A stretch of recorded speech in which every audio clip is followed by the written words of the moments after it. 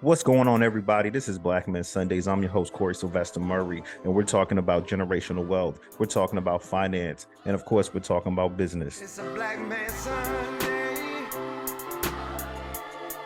Time to put all childish things away. I refuse to be the man I was yesterday. Gotta put my best foot forward and elevate. And before we introduce today's guest, my man Eric from Huntsville, Alabama, aka Hunts Vegas, who do you have for our Black Men Sunday spotlight? Hey, thanks, Corey.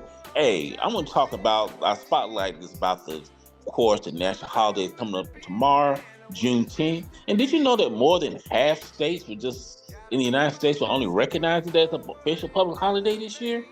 I mean, the newest federal holiday, Juneteenth, the National Independence Day for us Black people, which celebrates the end of slavery in the United States.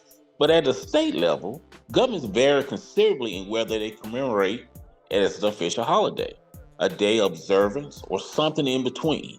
Now, this year, at least 28 states in the District of Columbia will legally recognize Juneteenth as a public holiday, meaning that state of government officials or offices are closed and state workers have the paid day off, according to a research center analysis of State Human Resources website, the state legislation, and new articles.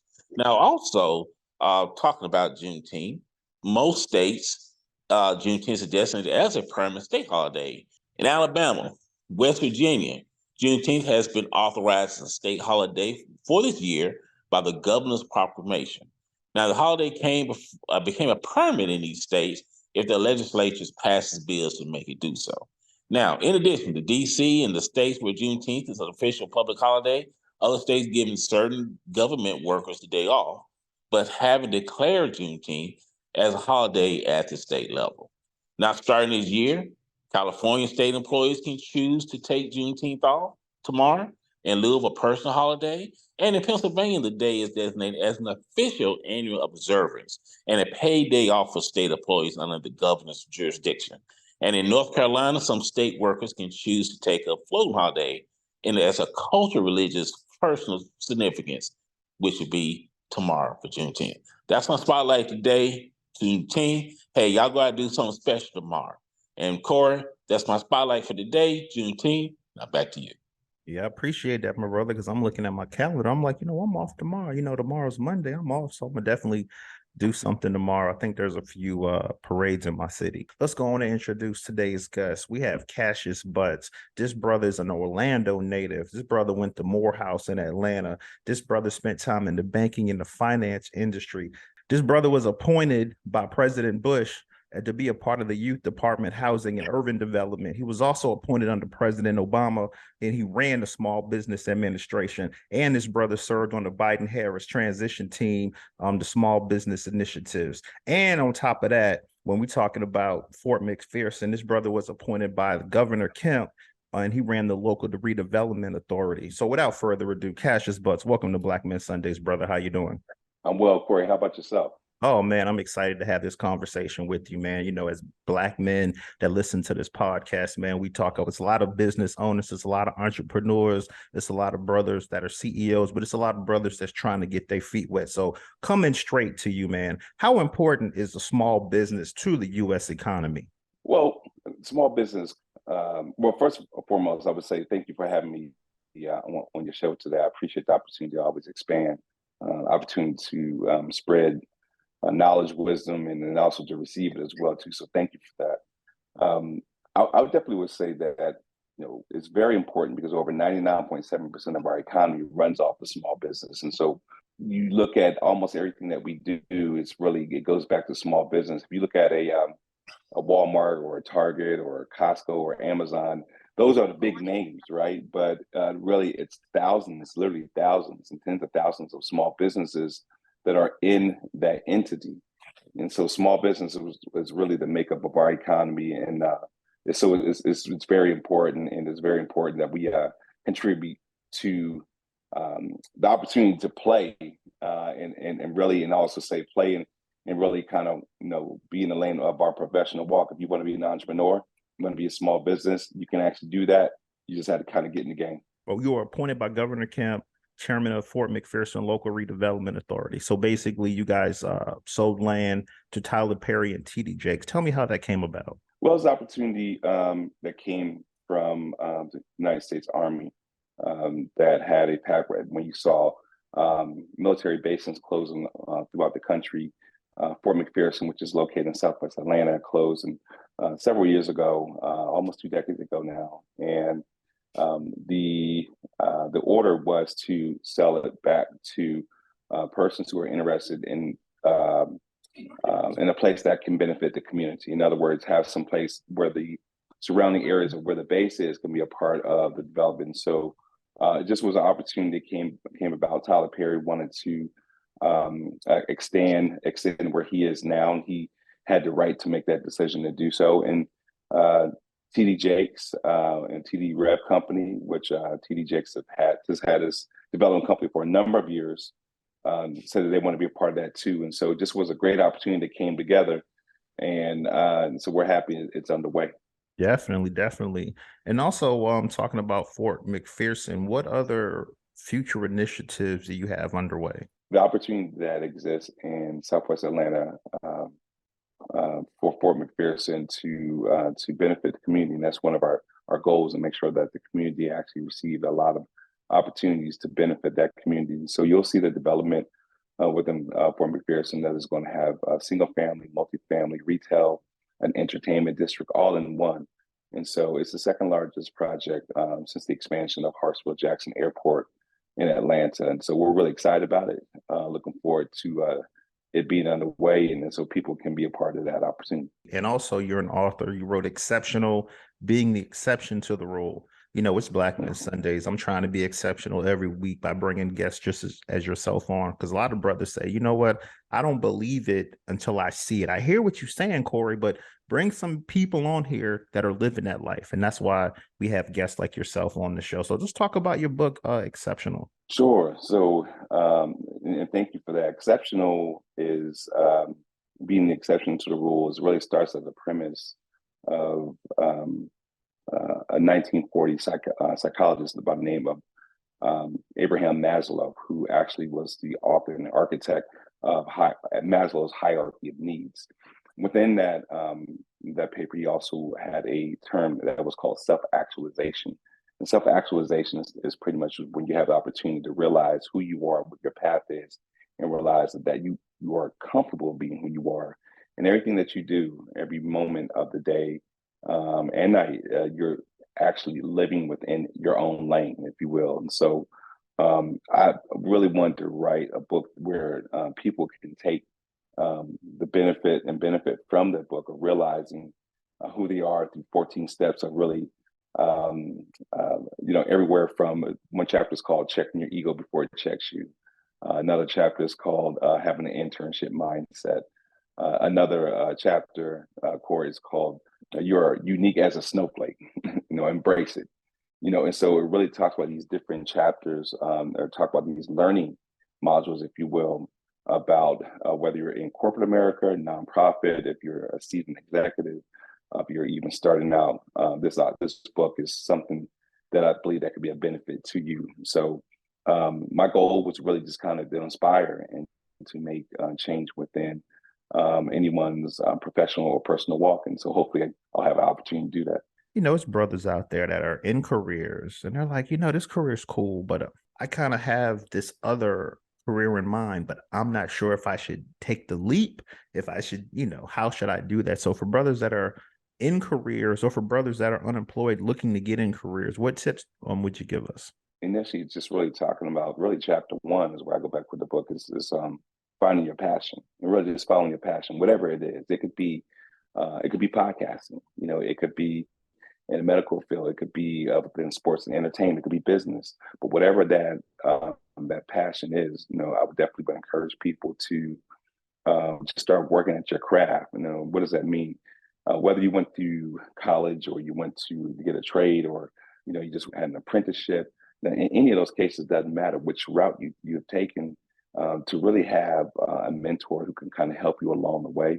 And I like to tell people, whether it's any sort of business, we have within our respective communities across the country, small business development centers, which are partially supported from the Small Business Administration. If you go to SBA.gov, click on SBDC, you can actually make an appointment to speak to a counselor 101 confidentially there's no cost of doing that. Or I like to say that you've already paid the cost of your taxes, right? And so, there's nothing that you have to pay out of pocket for meeting with this individual for them to help you with their business. And that could be someone who's helping to start you off with a business model, or someone's trying to give you the guidance and direction how to go from here to here, the next level to scale up.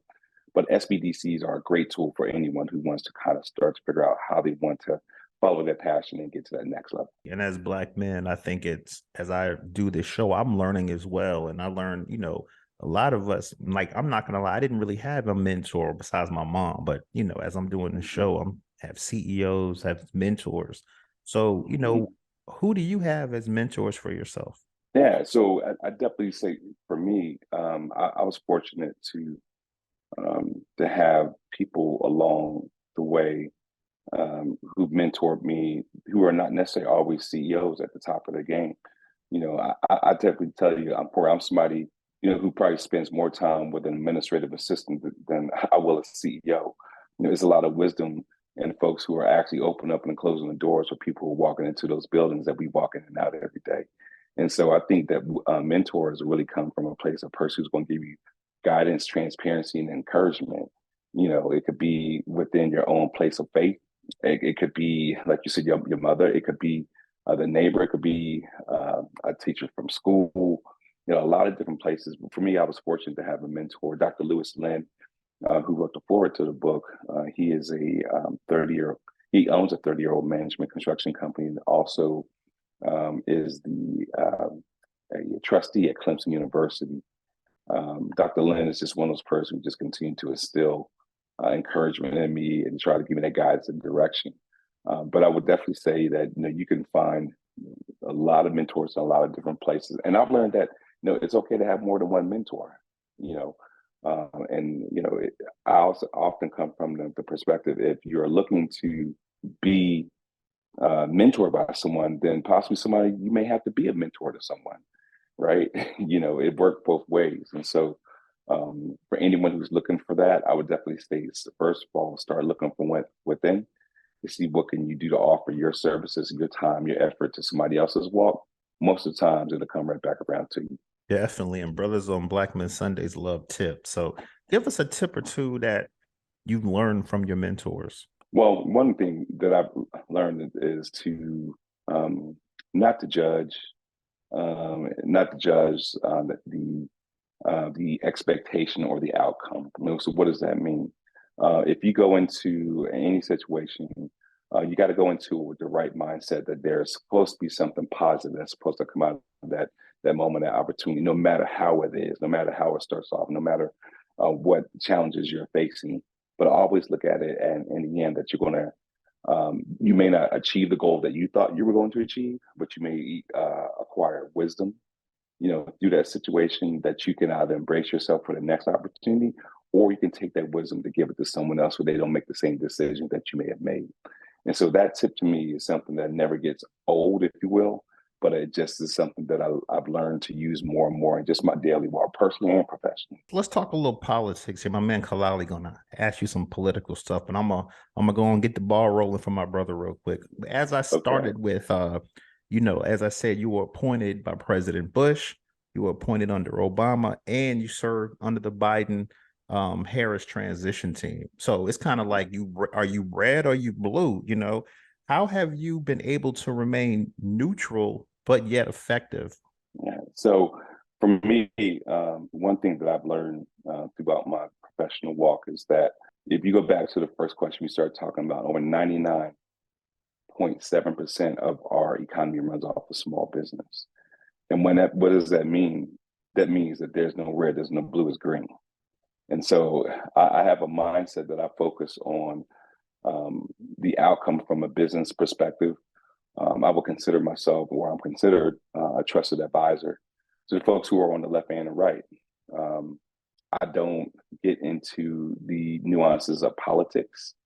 I get into the nuances of successful outcomes.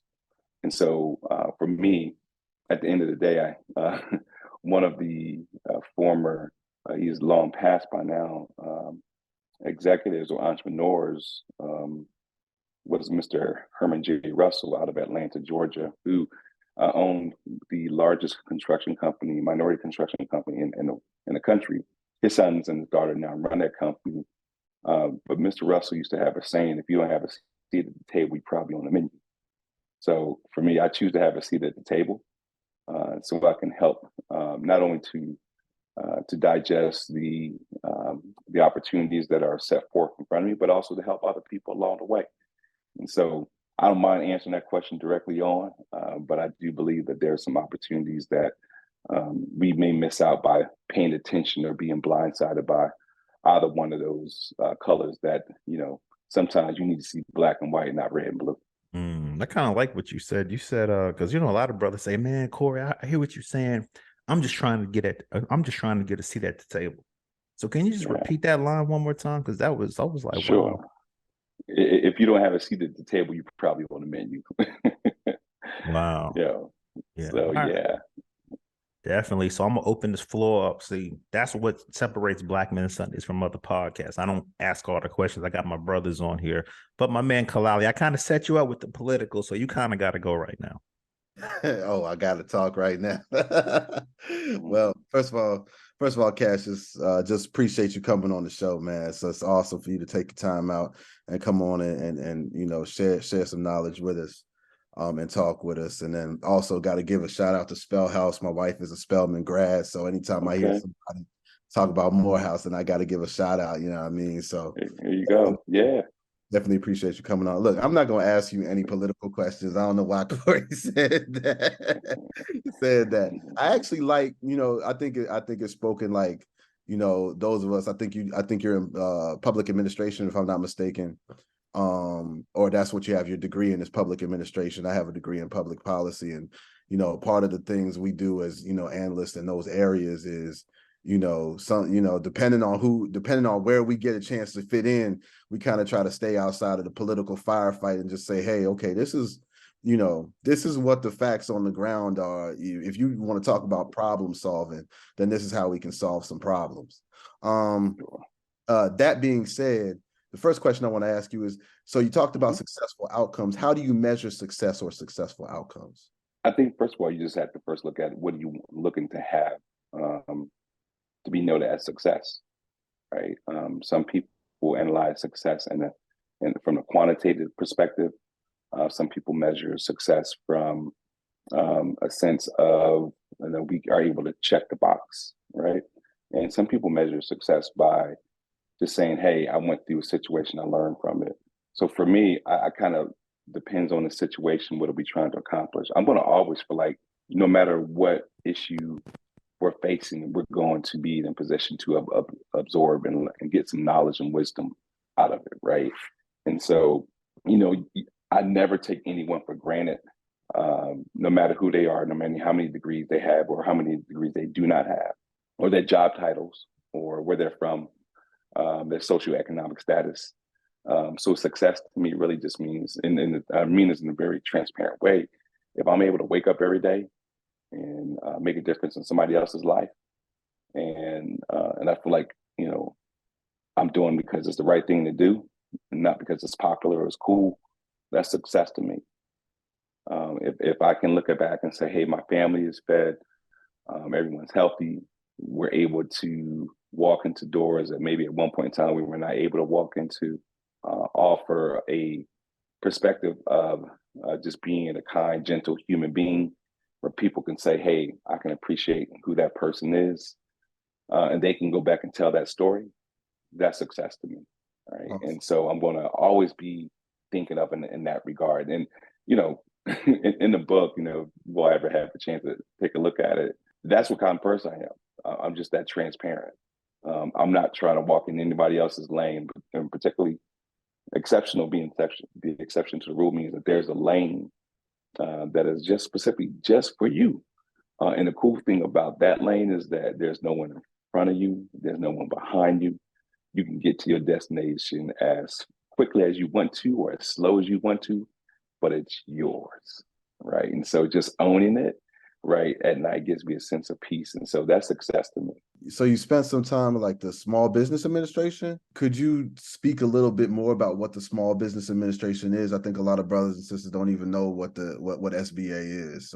So just to take a step back, so I graduated from Morehouse College. Appreciate that shout out, and I got my master's degree from Clark Atlanta University in public administration. Was class president during that time. Led a lot of different initiatives that we worked on during that time. One of my mentors at that time was Maynard Jackson, three-time mayor of the city of Atlanta, and I just said it was a calling on your life to be in this place of public administration. I just want you to kind of own it and be in that space. And so I listened to him, and hopefully I was able to accomplish a couple of things that would have made him proud.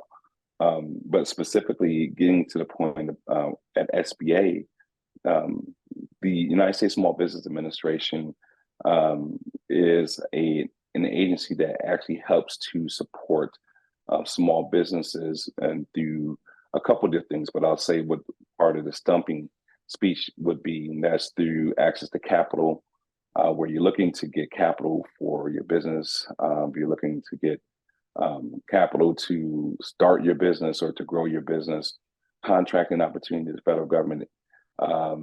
If you're buying paper clips, water bottles, food, anything, the federal government sells it. And so, we help for you to be in a place where when I was there, we would help for you to be in a place where you can be a supplier for the federal government, to actually be a supplier to supply any of those different proponents that I just talked about. And so that's capital, contracting, and counseling. And so I believe in the beginning, I mentioned to Corey, is that having that one-on-one confidential counseling, whether you're speaking to a group of our affiliates, which is with the Small Business Development Center, or with SCORE, who those retired executives who help you with your business plans, and help to give you that guidance and directions, and to possibly be mentors as well. That's what the SBA is there for. You can always follow that no matter where you are in the country. If you go to sba.gov, click on the state where you're located, and it can give you all those resources that are right in your jurisdiction. And again, the cool thing about that is that meeting with the people at SBA, particularly SBDC, there's no cost for it. You pay for it through your taxes already, so you definitely should take advantage of it since you already made that investment in yourself. And I'm sorry, and also you asked me about some things there, and I want to answer your question of that too. So I was appointed as regional administrator for the southern portion of the SBA. The SBA has 10 different jurisdictions throughout the country. My jurisdiction was the southeastern region, where we had 8 states, which was that I managed, which is Florida, North and South Carolina, North Carolina, Tennessee, Georgia, Alabama, Mississippi, Kentucky.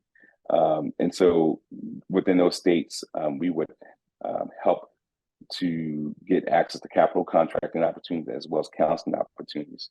So being appointed by President Obama was an opportunity of a lifetime. I was grateful for the opportunity, really enjoyed it, but also really enjoyed seeing people manifest their business and scaling up and doing something that was really, really great, so never forget, it was a great opportunity.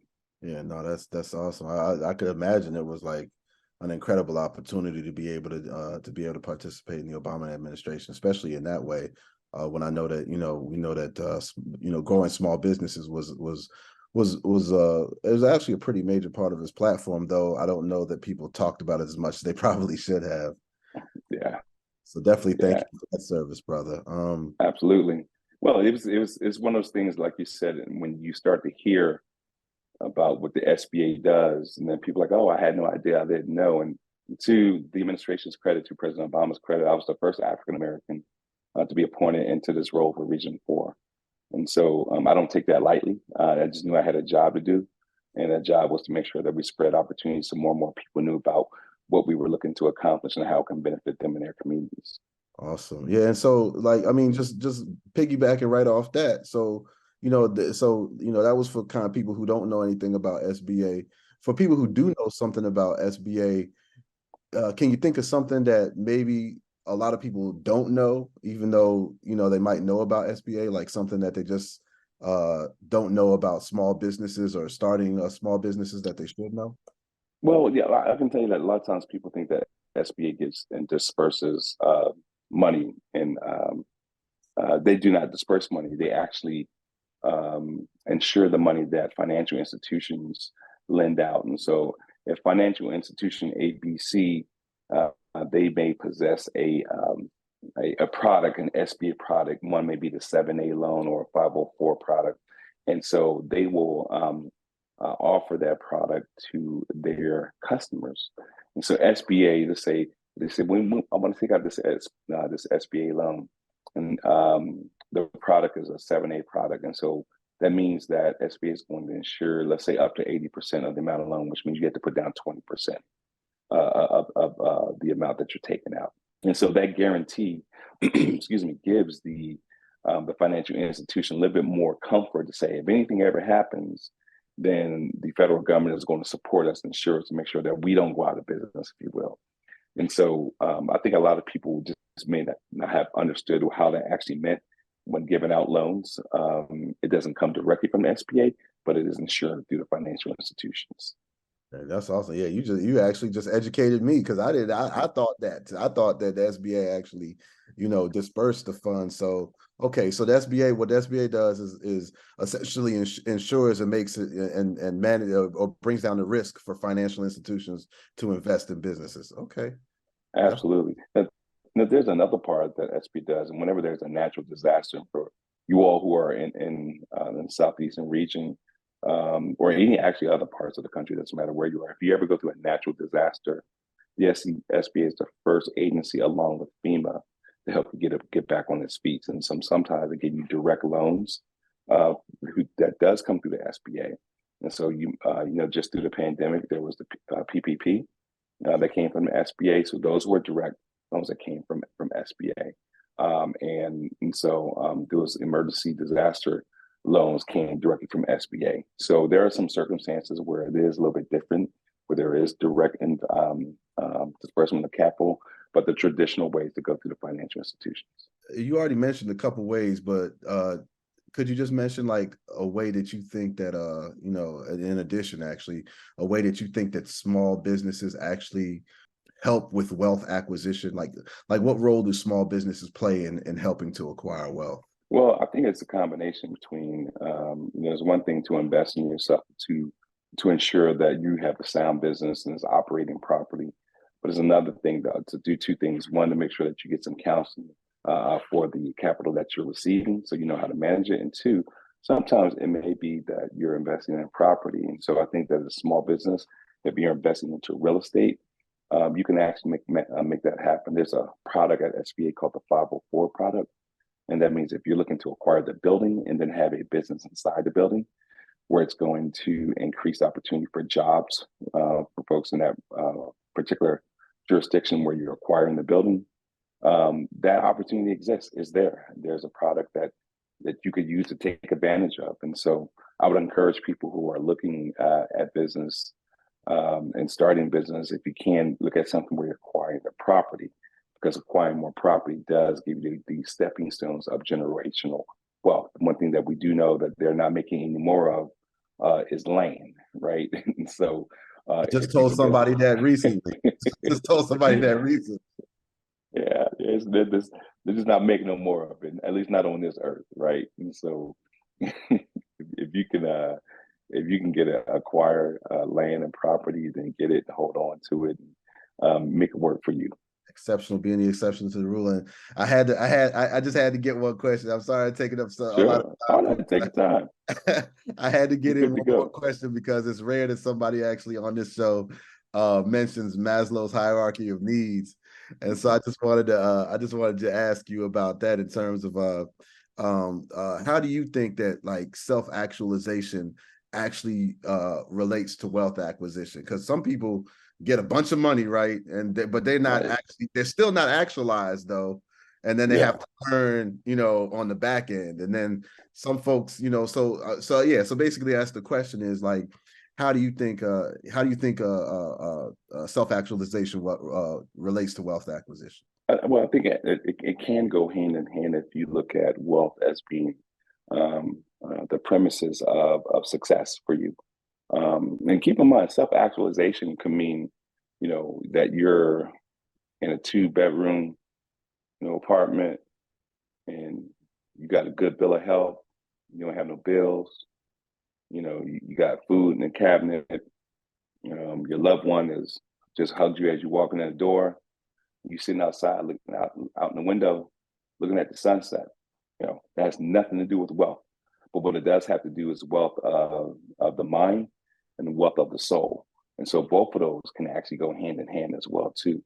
And I think that for many of us, we start to think about chasing the financial components of wealth because we typically have used money as a tool for success or for peace.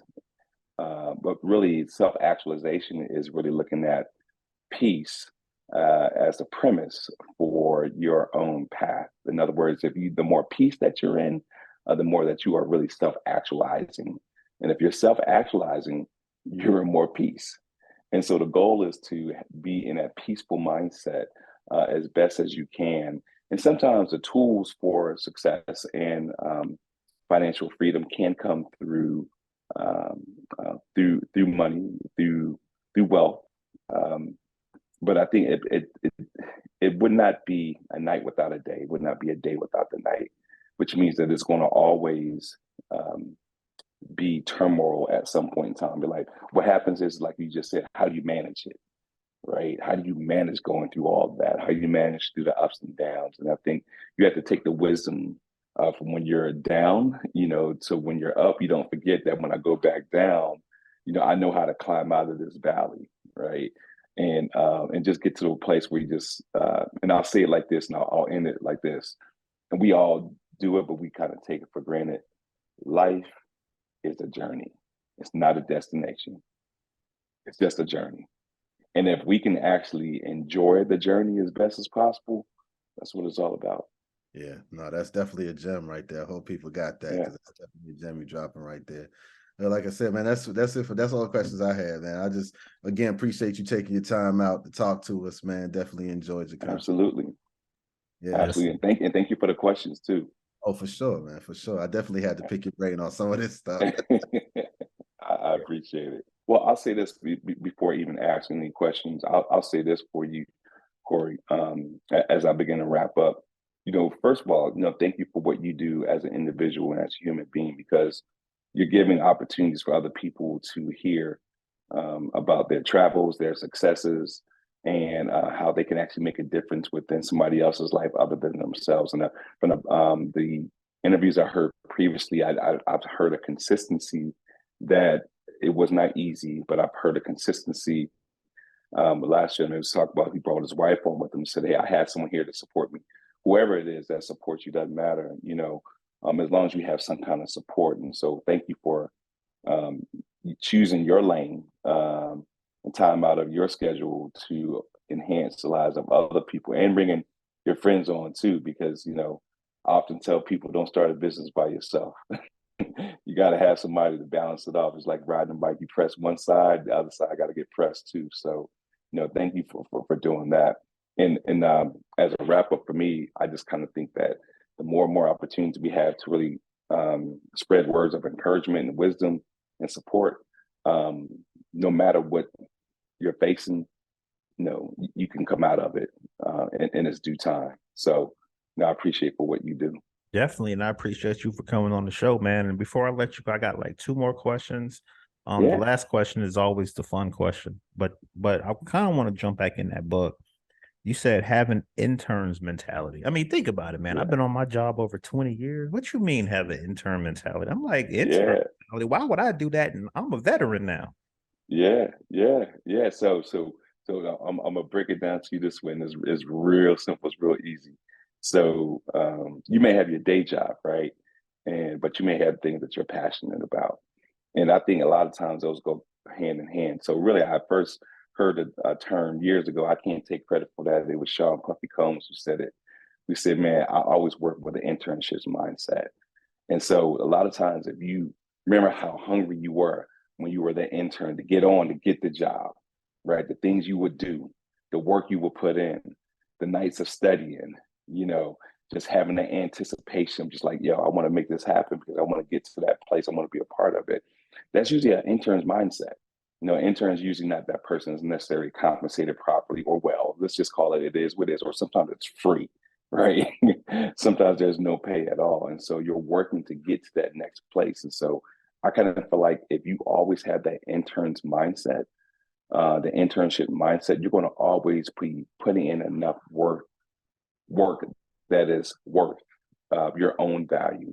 And you can take that same mindset and put into perhaps something you're doing now on this particular podcast, because that's something that you're passionate about, that's something you believe in, and it's something that you know you can make happen, right? But the only way that you actually get to that place of being here, like if everyone just wanted to do what you do, or even at your job, they can do it, right? But who's going to do it best? Who's going to be the leader of the pack? Who's going to be separate from the norm? And that's going back to, again, about being exceptional. Who's going to be the exception to the rule? You know, you like you said, if someone's been on a job for 20, 30 years and they're good at being a job and they retire and they get them a nice gold watch, whatever, and they off in the sunset, okay, great, cool. But if you want to get more out of that than just a certificate and a watch, everyone, I believe, has something to offer. Everyone, I believe, has something to receive in addition to that. That's just what I believe that people put in place to say. I remember, you know, many years ago, thinking I had some relatives who were in that place, like, oh, I'll just retire, I'll just do this, I'll just do that. Now, what are you passionate about? Because that's what you're truly here for. That's what you're truly here to accomplish, the things that you're passionate about. And when you're passionate about it, you have that internships mindset. The psychological rewards of that, when you actually see the fruits of your labor come into place, it makes you want to get up earlier. It makes you want to stay later. It makes you want to work harder. It makes you feel like you don't feel the sweat and the pain when it comes in between saying, hey, these are tough times. Why? Because you're following your passion. You're being the exception to the rule. My brother, that's what I'm talking about. And actually, I got one more question before the last one now. Because, you know, you in Orlando, a native. What part of the city you from, man? Sure, I'm from Rock Lake, man. Rock Lake, West Orlando. Okay, Rock Lake Drive, right off of 10th Avenue. Yeah, I know exactly where that is because you cross the street, the Magic Mall, right over there. So yeah, that's I know right. all That's about right. that. Yeah, I'm more so West Side, like Hiawassee West over there. You know, Pine Hills area. Pine Hills. But I'm a popka right now. You know, homeowner now, so I had to elevate a little bit. You know.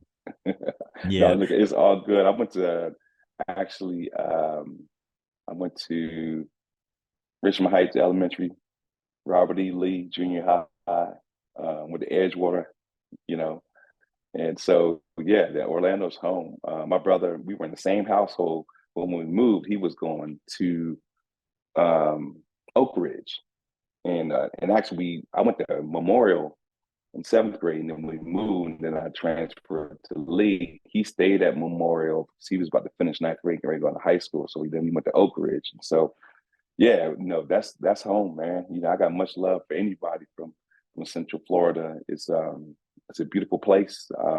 You know, it's a place where I just kind of helped me to get my start of where I am today. I mean, I was in all kinds of stuff like, you know, Future Business Leaders of America. I was in Young Men of Tomorrow, Junior Achievement, you know, all that stuff, man. It just was great times, and really had a lot of great friendships that developed coming out of Orlando too. So I'll never forget it.